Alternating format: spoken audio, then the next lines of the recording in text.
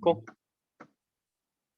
Hey everybody, I'm here, Jason Foreman, real estate agent in Los Angeles with Compass, and I'm interviewing my friend, fellow real estate agent, Jeremy.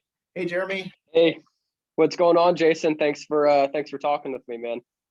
Hey, you're welcome. You're welcome. Well, thanks for just saying hello and chit-chatting with me. And so you've been doing real estate for how many years now? So I've been doing real estate for a little over a year and a half, man, about to hit that 2-year mark. And it's a tough business. It's not as easy as everyone makes it look, but I love doing it. I love helping people out. You mean you don't just pick up the phone and look real suave and just like, yes, no, and then like... Well, yeah, of course you pick up the phone and close $1 million deals. That happens, at least weekly, if not bi-weekly. Oh, good, okay. With like minimal effort too, like zero effort. Oh yeah, of course. And so you're in Sacktown, Sacramento.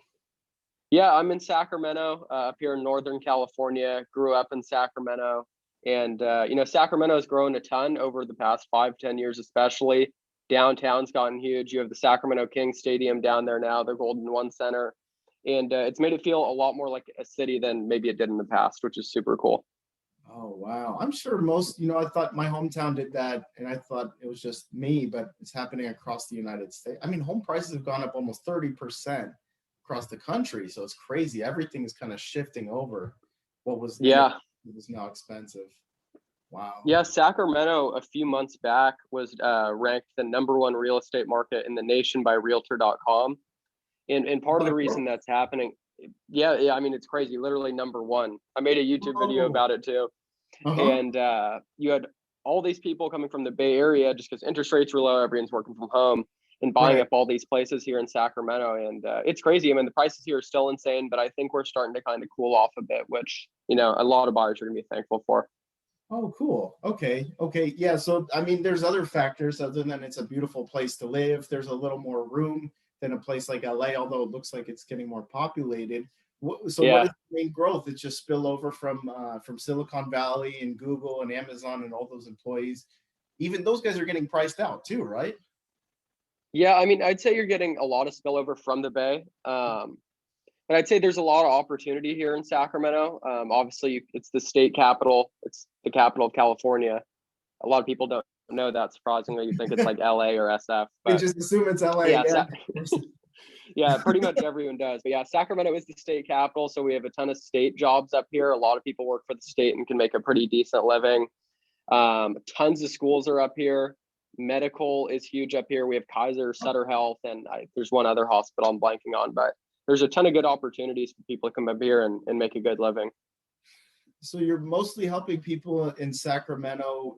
Is it exclusively Sacramento, or is it also you're in the Bay Area too? I know you kind of bounce back and forth between those two places. So yeah, I mainly work in Sacramento. My girlfriend and her family live out in the Bay Area, so I'm eventually wanting to do more business out there and help more people out there just because I'm getting way more familiar with it. And I was always in San Francisco a lot when I was a kid because my dad was on the radio. He was a DJ out in San Francisco and some other places. So I was out in the Bay a lot when I was a kid. But yeah, Sacramento's home though. Nice. So Jeremy, do you mostly help like buyers or sellers in your market? So right now, I'd say it's a healthy mix. I just helped one of my best friend's moms. Best friend's mom, buy a place out a little outside of Sacramento. Really nice place. Luckily, we didn't have to get into a huge bidding war. I think we ended up only going like $5,000 over asking, which in this market is, I would say, kind of a deal. And it sucks that we're in that kind of market, but a lot of sellers I've helped have been for sale by owners, people that tried to sell their house by themselves and just didn't work out because that's a full-time job. And I don't think a lot of people who try to sell their house by themselves realize that.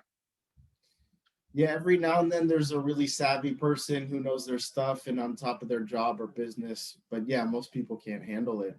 Yeah.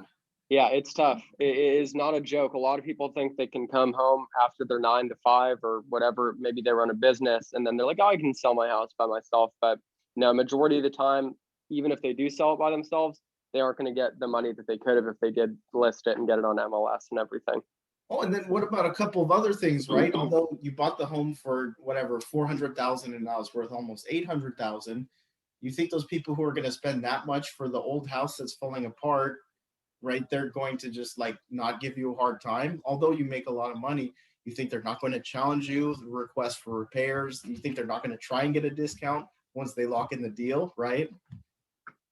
Yeah, I mean, that's always going to happen. I mean, people are going to want to barter. People always want to get a deal. I mean, you never want to tell, your family and friends, I didn't get a deal on the house. I overpaid. You're going to try to, barter as much as you can and at least get some kind of credit. But yeah, that's normal. Everyone wants to do that, whether it's a car or a house.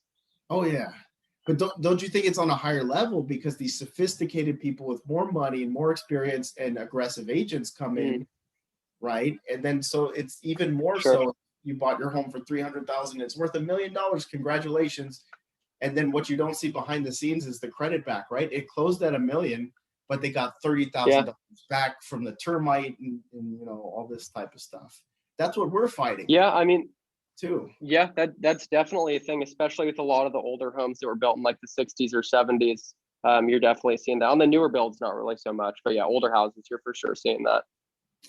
Okay, so average home that's like okay-ish, maybe just the kitchen is redone, 3-bedroom. What's the average home like in Sacktown, more or less? Like just kind of medium. It really depends what part of Sac, but I'd say if you're in a lower mid-level neighborhood, you're looking about 400,000 to 430. And if you want like a more established area, maybe a little suburb outside of Sac that's going to be a little newer, shinier, cookie cutter, all that kind of stuff, you're looking at over 600. Wow. But at least so yeah, prices range. What was that? Well, at least that's like ready to go. Like you're move in, right? At 600,000. Totally. Move in ready. Yeah. I mean, you're not looking at a shack. I mean, down in LA where you're at, man, 600 probably isn't getting too much, but a 1-bedroom condo. No, just kidding. Hey, there you go. You got somewhere to lay your head. Culver City is like that. Wow. Okay. So that sounds like fairly doable, although we know it's going to change because it's growing in popularity. Okay. Yeah, it's definitely going to keep going up. That's for sure. So, I mean, we'll see what happens. So a young couple can come in. Do they usually do a fixer 400 and then like redo the floors, new baseboards, paint it and make it look kind of cute, like kind of DIY? That's like for sure. That's super common with a lot of the I'd say millennials, people like, I don't know, 28 and up, like first time home buyers. They'll go in there, they'll redo the floors, and you see a lot of flips too. In those mid to lower mid-level areas, you see a lot of flips and a lot of first time buyers getting there too. Oh, cool. Okay, so real quick, the final question is, what kind of like demographic are you usually helping? Like somebody fresh out of college, like a new family, older retiring people? I know it's not just anybody. Don't want to like pigeonhole you, but sure. Like, what's the kind of the repeating theme, the people that you usually help?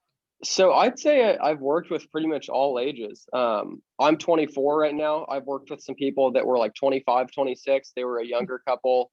And I've also helped an older gentleman sell his house. He was in his 70s. Maybe he was in his early 80s. He was an older guy. Really cool. I mean, and it's cool to work with people of all walks of life because you get to hear their stories and hear their perspectives, So that I really enjoy that. But yeah, I'll help anyone. Not too good for any deal. All right, man. Well, I'm looking forward to our next collab. I know you're a little busy. It's time to go door knocking for you, right? Oh, yeah. Got to go hit some doors. All right, man. So say goodbye to YouTube universe, to the internet, Instagram, all those for guys. Sure. Much love. Oh, what's like one little piece of advice you'd give to somebody who wants to buy a home in a crazy market like what we're seeing right now? I would say patience. Patience is key. Just like anything in life, you're kind of going to have to sit back. It's not going to happen right as you want it to. Just patience is the big thing. Yeah, try not to get too frustrated. And first-time buyers, are they going to get those marble countertops and the 2-story with the big pool and a 10,000 square foot lot? Yeah, possibly. That depends on what you're approved for. Who knows? It's okay to get something before you get your dream home, right? It's okay to like start something. Yeah. Totally. Home ownership is the main goal for anyone. I think owning a home is, it's a great thing to have a home, and it can create some real generational wealth. So whether that is a starter home and it's not perfect, I think that's totally fine to get into something like that. I agree. If not that, at least minimally hold something down for the family that's affordable housing because it's not being provided. 100%. All right, man. Well, thank you so much, and we'll see you next time on YouTube. Yeah, for sure. Thanks for having me, Jason. Appreciate it.